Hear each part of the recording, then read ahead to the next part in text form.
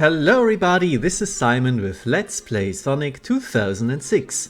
Is everybody ready for the final level of the game we haven't seen yet, at least in Shadow's version? Because boy, I am not, that means I immediately want to kill myself.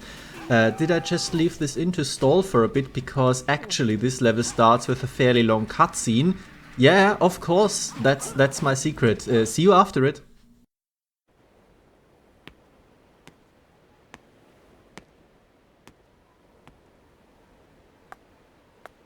Mephiles appears to have headed for those ruins. He's probably looking for the Chaos Emerald that's supposed to be there. There's no doubt in my mind. His movement shows he's seeking any Chaos Emerald he can find.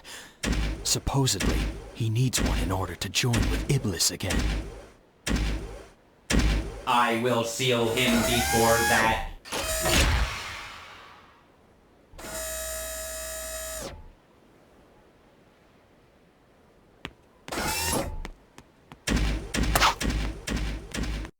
Alright, back again. Did anybody else lose the plot like I did? Ah well, it doesn't really matter. It is time for hovercrafting. You might notice a little bit of janky gameplay this time while I figure stuff out. Like for example that no, you do not have any forward momentum in the slightest. Once you engage the hover mode, then you're stuck with the speed you currently have. Which is actually also true for Omega, come to think of it, and explains a lot about the air control issues.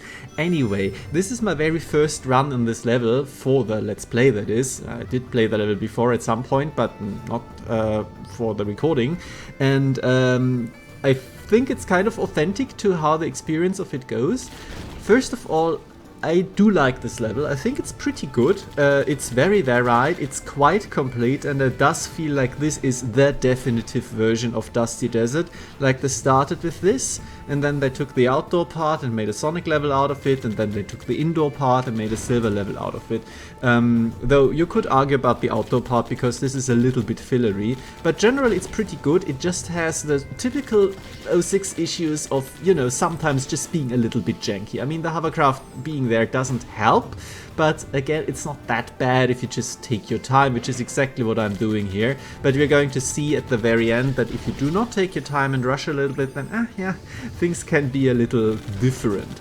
I gotta say, the very first time I played this level, I didn't get it at all. Because Shadow does say that the statues like guide the way, which I figured was just like, yeah, you have to go vaguely in this direction. I was like, just go to the end. I think this is this door. I can figure this out. But actually, the door to the indoor parts, which is actually a nice connection, I do like this, it only opens when you actually go through all of these statues. Can Simon say actually once more? He can. But yeah, you have to do that, activate all of these triggers. It's a little bit weird, but I mean, it does make sense if you have played a video game before. It's just sometimes you get a little bit confused about what the game might actually want from you.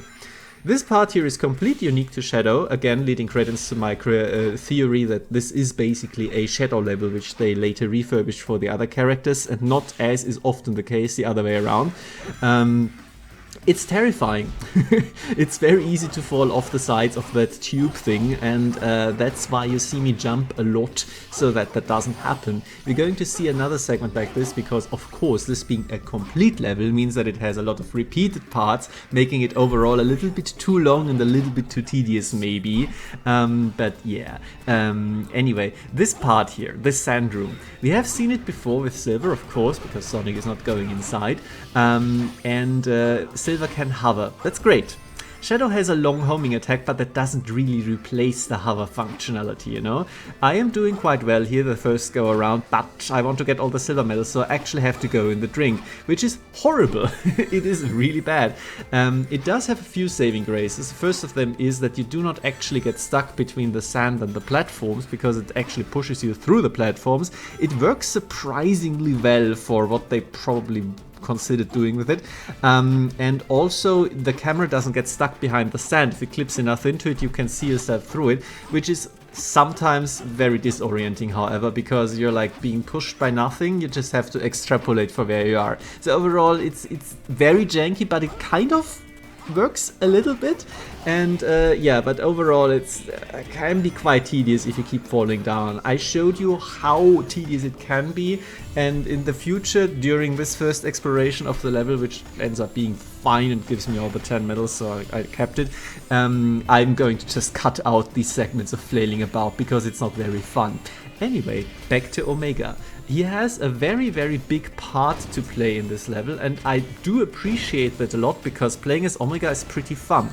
Pretty much the only problem with Omega is that he's not fireproof. No, the only problem is that his homing ability, the lock-on of his shots, is garbage. It's really bad. If this was fixed, I feel like Omega would probably easily be the best side character. Maybe being outclassed by Blaze, though she has, of course, her own problems. But it's really crippling him that it often just does not lock on properly. Like here from the ground, it didn't work at all. For some reason, you have to jump, and then these three got taken out, so that's fine. But very, very often, we're going to see plenty of examples it just doesn't work. Another issue, which I've already alluded to, is that once you start his hover, you can't gain speed anymore. You are pretty much locked in the speed you already are. And when you have to traverse larger gaps with it, if you do not start at a certain speed, then you will not make it, because it also starts to drop after a bit. Yeah. And that does mean that you have to get up to speed before starting the hover, which is why I'm sometimes flailing around the platforms a little bit weirdly. Believe me, it does have a reason. This room here, same as we've seen with Amy, Omega is much better suited to traverse it. Amy does have a double jump, so that's okay, but being able to hover makes a huge amount of difference, because Amy's double jump is terrible because it kills the forward momentum, and forward momentum is what you have if you start again with enough speed. I'm kind of looking around for something here. I'm not finding it for a little bit. It's actually on the upper platform here, which I just kind of glossed over, but I'm going to see it soon enough. But yeah, the sand pit here is an actual death pit, and contrary to the waves of sand as we've seen before, which does mean that you do want to be careful, but it's very rarely an issue for Omega because, again, he can hover. This is actually a very interesting point which I wanted to bring up at some point, because you know, the sand waves themselves, they do feel really bad. If you get caught in them and get pushed back to the start of the room again and again, it's really tedious. Would it be better if it instant killed you? Probably not. Like, objectively speaking, from a game design perspective, you would go game over so much. Would it feel differently? For sure. This is something that always fascinates me. Also when talking about vertical levels and a lot of other video games, for example, where it just feels really bad to fall down. And then you have to climb up again. This silver medal, by the way, spawned only once I destroyed the box. You've seen this before, it never fails to weird me out. Anyway, I've seen it a lot of times in levels where a failure means that you have to redo content. And not because it kills you and sets you back to checkpoint. That somehow feels better. For me at the very least. But I've also heard it expressed by other people. And I don't really understand why that is. Because, I mean, you are redoing much more when you are dying, you know. But just the sheer indignity of being pushed back and, you know, like, but I just did this. I know how to do it. This immediacy, I think this is the issue. It's a very interesting psychological problem in game design. It's also why vertical levels often feel very bad. And also the sand rooms here. They feel terrible because of it, even though you don't die quite often. Because they do try to kill you with the spike balls, you know, but that just doesn't work because the game is physics engine in this sense. It's far too chaotic for the spike balls to matter. Anyway, back to the topic at hand, Omega. He's fun, as I said, just playing around with him, obliterating robots if you can get the shot going well. But if you can't because the lock-on is terrible, then yeah, like here for example, why did the homing shot lock on, but the rocket did not? It's really weird, I don't get it. It seems like it loses the lock-on from one shot to the next, even if you do not actually change your position. So it's just very weirdly programmed. Anyway, this part here is what I meant specifically when I said it's difficult to get over long distances. You really want to get a running start, even though it seems like that hover jets should not make this matter, but otherwise you can't really make it. And here I'm being very careful, of course, making sure that it does in fact lock on, because otherwise the enemy might bop me off the platform, right? It's not actually that bad, as we're going to see in a bit. However, the actual enemy here is... Oh! The camera.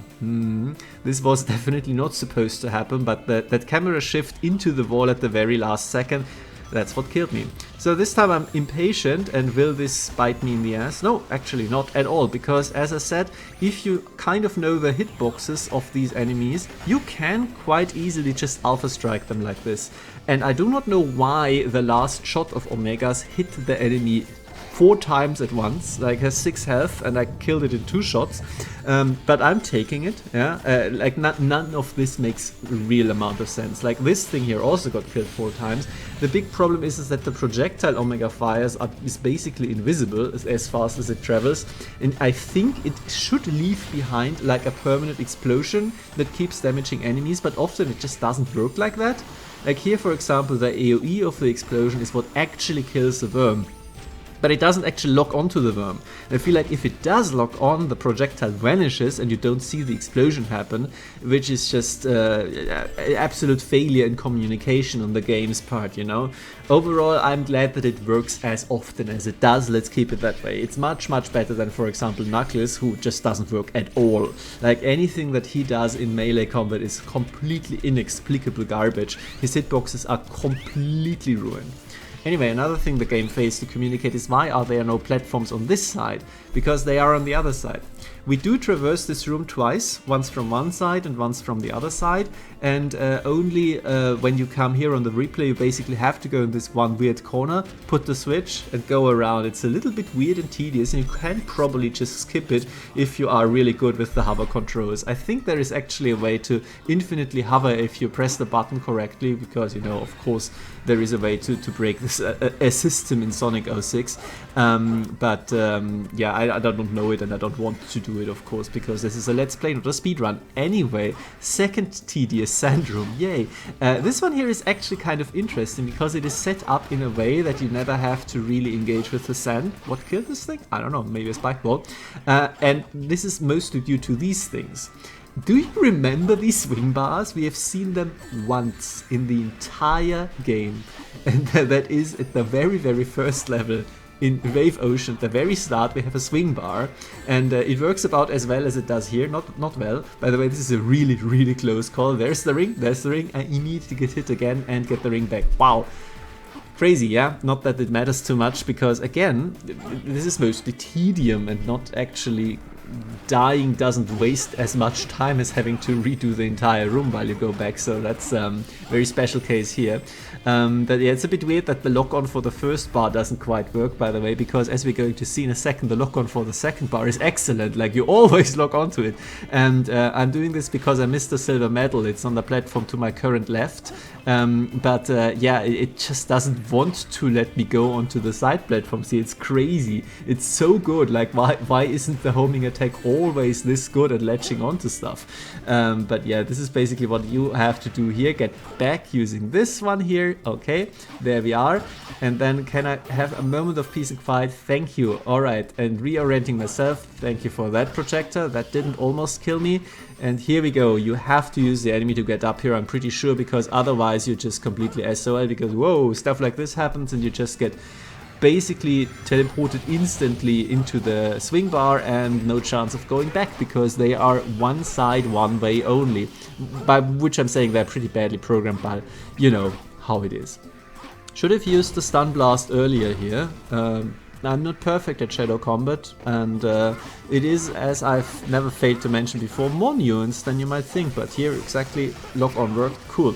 And now I'm actually chaosed up, which I'm pretty sure is deliberate, that you can use the full chaos meter for the next room. where enemies are, not this room. Here is another traversal part, which is nice. Again, very deliberate design and enemy placement. I'm pretty sure that they did this on purpose, and I do like this. However, I do not recommend using it in the next room. As you're going to see, it has more swing bars, and I do not trust the lock-on for the homing attack in chaos mode with any objects whatsoever. This one always a butt clencher. It always pushes you down while you still don't have any control. It's very easy to overcorrect. Last silver medal in here, very hard to see. Now this part here, again, if I was chaosed up here, I would not trust the homing attack to work, but it doesn't matter because the homing attack doesn't work anyway, or rather the homing attack did, but it kind of deposited me against the wall and then I just unceremoniously slid off. This is what's supposed to happen. See? Easy enough. But now of course I can't use chaos, but I really don't want to find out how chaos works with the swing bars because I'm pretty sure it doesn't. Another thing that doesn't work, and which would be really cool if it was more dynamic, is that after swinging on the swing bar you can't homing attack to an enemy immediately. You have to drop down. Do you think they do this so that they have control over where shadow gets deposited? But on the other hand, it makes for less dynamic gameplay, so I'm not super into it. This part is where, of course, having shadow mode, chaos mode would be cool. Just jumping from one of these guys to the others. Again, far too risky, so I'm also not showing it up on the later S rank run. By the way, this is not the S rank run. I get turned around here, as astute watchers might notice, and end up with this situation. Because I've died already, I didn't care too much, but yeah, it's a little bit annoying that you can't see the swing bar actually. But you can move the camera, which I strongly recommend if you actually want to make it. And here's the end of the level. Yay! Alright, so overall, as I said, has some janky parts, has the potential to be quite tedious by not killing you, but setting you back to the start of the room. But you get a huge dose of Omega, and he's much nicer to control than Amy is in the same rooms. You can wreck shit with him, and it's really nice when it works. And overall, I think this is a fun level. It's a great bookend for Shadow, and I like how they managed to make an early game level for the other two characters, a late game level for Shadow. See you after the cutscene.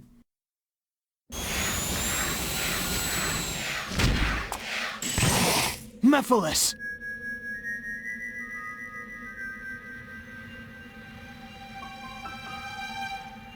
I was expecting you sooner. As you must know, you're already too late. But there's still time for you to change your mind. Join me, Shadow. Let us teach this world a lesson and rewrite the future. Don't try to deceive me. What? You have no desire for revenge. You only crave destruction. Your only lust is to fuel Iblis until there is nothing left of time itself. It's a pity, Shadow the Hedgehog. Truly a shame that you wish to go against me.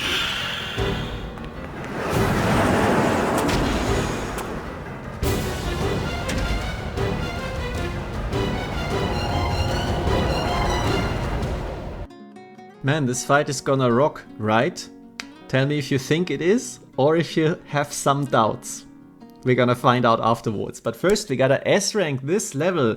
Yeah, the final normal S-rank here. Cool. Except for, you know, the last story, but yeah. As I've mentioned already, I'm trying to go a little bit quicker here. It's not sped up, it's just how fast the hovercraft can actually go if you let it. But you might notice that my life count is at 2 and not 5, as you usually start a replay with, so yeah, something might have happened, and don't worry, I'm going to show you exactly what happened. It's hilarious, so stick around till the end. Until then, my recommendation for S ranking this level is don't die. Yeah, this is as usual the most important thing. And that does mean that you should take your time here, because it is easy to slip up with the hovercraft. Yeah, it's not good. Oh, of course it's not. It's controllable here if you take your time. But it's also one of the issues I did have as a younger player, where I was just like, why would I ever use the brake on any vehicle? Like, I'm just pushing the go forward button, it's fine. But no, I'm taking my time here. I'm getting the 200 points of the 1-up, I'm getting the 300 points of the worm, everything is fine. And we are moving through the statues, having a good time. Do not bounce too high off this cliff. Whoa. Very close to failing here. But no, it's okay. Destroy all these walls. Another 100 points each. Why not take this with us? But overall, you can skimp out on a lot of points here. I do not actually kill every enemy. You do have to kill a lot of them, but I don't kill everything.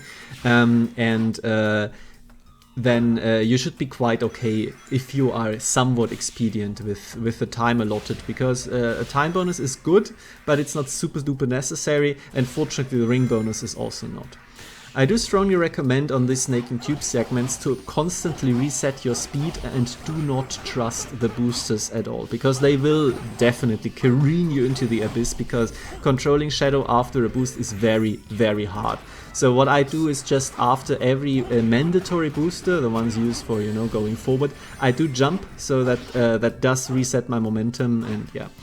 A running theme, as we see here again, is that the homing attack just doesn't lock on correctly to the enemies. It's so weird. I don't know why it doesn't work correctly in this room. Usually it's fine, you know? It's like you can somewhat trust the homing attack if you know what you're doing and have a little bit of a grasp on how the game works. But here it's like Omega curses the rest of the level, because you see stuff like this happens, like just drop a little bit and then suddenly it doesn't latch on anymore. It seems like this is also going on for Shadow's homing attack in some weird and twisted way. I don't get it. Anyway, if you have enough speed going into your hover, you can do a lot of cool stuff and just skip a lot of the platforms. Here I misapply that lesson. Yeah, but generally if you want to have a good time, just always go a little bit faster, a little bit like this, and then jump early, because otherwise you fall off the edges quite easily, as happened in that one death, because Omega sometimes is a little bit too fast for his own good, to be quite honest, especially in levels like this where falling down is an actual danger. Why did it not lock on? Oh my god, what is happening here? I hate it so much. This could be a really cool part, like unironically, without any reservations. Really fun level, really fun room. But yeah, it's shooting itself in the foot a little bit by not shooting correctly. Huh. Anyway, this is also a little bit more expedient this time, going up here early and not doing a loop around, because I failed to realize which spring is it that actually sends you up here. And then trying to snipe these guys from here, because, you know, should be possible, but it just doesn't quite work, because there is like a maximum range. So what we are actually going to do instead is trying to abuse the fact that you can shoot from mid-air quite well, like so, from the correct angle, and there we go, it actually worked. And now we're going to abuse the fact that you can hover and don't actually have to use any of these springs. Perfect, wonderful. Not quite an abuse, it's just like using the fact that we can hover and reset the hover, and it's pretty good. Actually, again, it just kind of works, and I like that. There's 3 guys here, by the way. Last time I just shot them from off screen, so the lock-on is so weird. Sometimes it just works for you without you even realizing that it hits enemies, and sometimes even if you're point blank in front of somebody, it's like, whatever, I don't care to hit it. Yeah, and sometimes you just point blank shotgun blast a robot, complete destruction with one shot. Love it, if it works. Yeah. Big moment of this level. If it works, it's great. If it doesn't, then you're just like, please, why? Like, at the moment, why? Okay, I'm just gonna shoot you in the crotch directly. See how you like it. As you found out, this is not nearly as dangerous as it seems, so just go for it. In my opinion, if you just stand here and tediously shoot, then it might even end up hurting you more than it actually helps in the end. And it is quite consistent here again, and yeah, it's also quite consistent that the camera bugs out on you. Jesus Christ. You don't actually need that much momentum. It's fine if you do it like this, but it's always a little bit of a heart stopper when it happens. Yeah. I can't really give you a good recommendation for this room. It seems like it's set up so that you can hit all 6 of them at once with a big shot and so on. You can lead them into the center of the room and then see that you can get them grouped up again. But again, this entirely relies on the lock-on actually working, and it just does not. So what I'm going to do here instead is just shotgun blast them so that you can't miss because they are so close that even the short range melee one would hit them. So whatever, just get hit, it doesn't matter, you don't need the rings, it's fine. Always slow down here or you will careen off again, a bit of an issue. You can take this much faster as well, abusing the fact that you can just shoot from mid-air without losing a beat. That's pretty cool, and I could explore this much more if you played more often as Omega, but I'm taking what I can, it's fine. Like here for example you could also skip more platforms, but what I also like to do here is just turn around a little bit to make sure that you get enough momentum, but you can, like what I'm doing here, just jump, jump, jump, keep up your momentum. Really cool when it works, I just don't trust it enough. And that's entirely due to not being practiced with Omega enough, but you know, you can't do that, so whatever. Skipping these guys because it's not like I want KS meter. If you do want it, then you need to take them. And don't hold forward here because, you know, otherwise this happens. And otherwise, yeah, take out this guy if the game would let me, please. Thank you. Oh, the rare melee attack, you almost never see that. And please, fortunately this one here, as we already found out, lets you lock on very easily. Hey, this one is lightspeed dashable, shouldn't have done it, but for science it was very important to find out, of course. Anyway, will I remember to stun these? Yup, even this didn't look like it should hit, but hey, it did, great. Would be cool if I had also stunned the other worm, and now we have to awkwardly wait around for it to pop up, but whatever. You take what you can get, right? Anyway, this is what the stun is for, completely safe, painless, and we can move on to the final part here, which again, just skip the boosters, they will just careen you into the spikes and or off the thing entirely. Do you like how it looks though? Pretty neat.